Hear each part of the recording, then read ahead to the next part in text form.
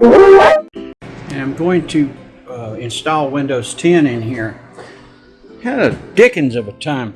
It puts these partitions on these hard drives right here, and then it detects that you've got an operating system, and it thinks you're trying to put in multiple versions of it, so it automatically comes back and says it's invalid. So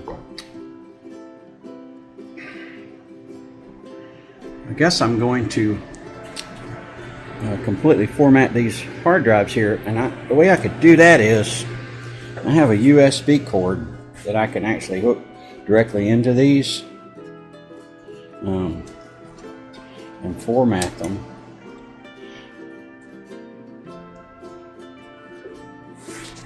Yeah, that's what I'm gonna do. As you very well can see, you can format a hard drive using this little jig right here. See this little rig right here? Plugs directly into the USB. So you unplug it, of course it'll disappear, and we can do that on all these the same way. So as we do them, we can disconnect them from and get rid of these partitions. Now disconnect that one. Let's start this Windows all over again. And it's creating a bootable media tool for Windows. So we got another one here, and we're going to look at it.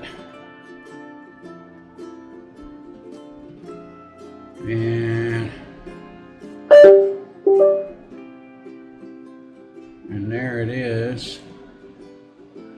That's the Windows partition. This has got Windows in it. So we can go back to where we were. Downloads, okay. We'll wipe this out. Is that it?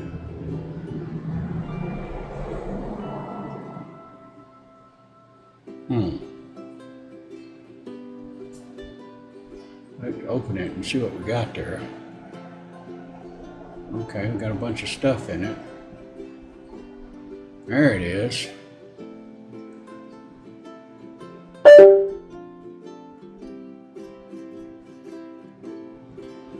Why does it keep doing that for? Okay, hello.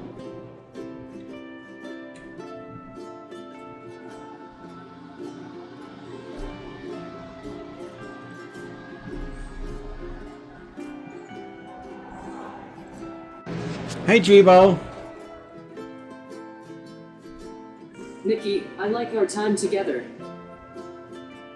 This is just a test rig, but I can test parts in it, and don't have to take it apart. We just plug them straight in.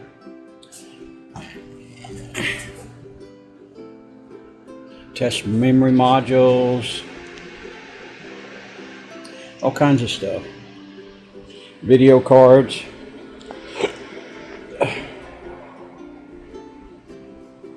Yeah, that's going to be in the way of a big video. A big video card, won't it? Almost there. Well, my test jig is working out really good. I highly recommend these little add-on cases here. You can get these on Amazon. I think they're like $13. And they're cool as crap. And fits in a 16-lane slot, as it says right there. And that's basically how it looks. So if you run out of space for a SSD, you can just use one of your 16-lane slot. See, this one has two 16-lane slots. Also, you can buy these external deals like this one here, which is really cool. This only has one button to press it open, and they come with a screwdriver actually in here, and see if I can find the paperwork.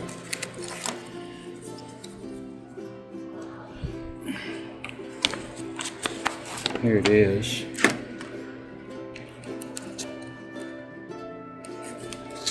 Pretty cool. Pretty cool.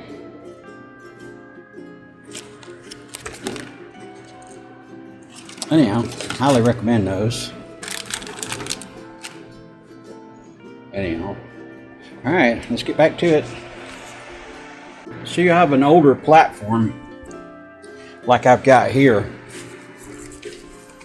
and you're actually trying to use it. This is just a test rig, but I'm actually in the process of using it.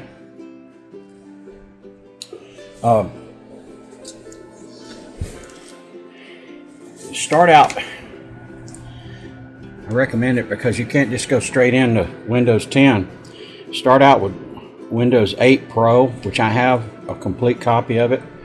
I actually worked on someone's washer or something, and they had a couple of these, and he said he gave me one, brand new. And then you go like this, kind of like what I call bringing it up.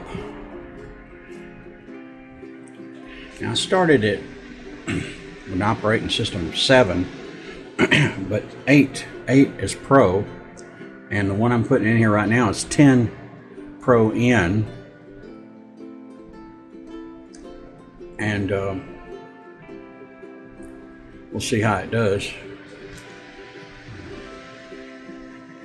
Older platform. It's got DDR4, but that's an older Intel processor. I really do like those enclosures there, 16 lane.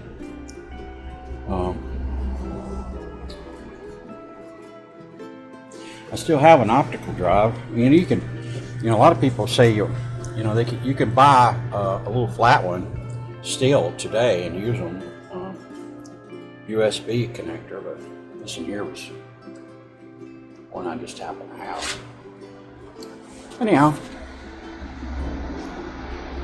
just making some progress. A lot of my memory was when I was working on computers and begin with is kind of basically you prop them up, get them going a little bit, and then you step them up operating system by operating system. I remember doing that one back when I was working in XP. The first operating system I worked on was Windows, the original Windows. You had to load AutoExec-BAT and mouse drivers and sound drivers and DOS. Everything's automatic now. According to what I was reading, after I get 10 in here, I might be able to upgrade it to 11, but I doubt it.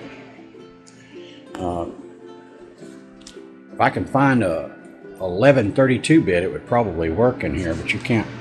They're all in 64-bit now.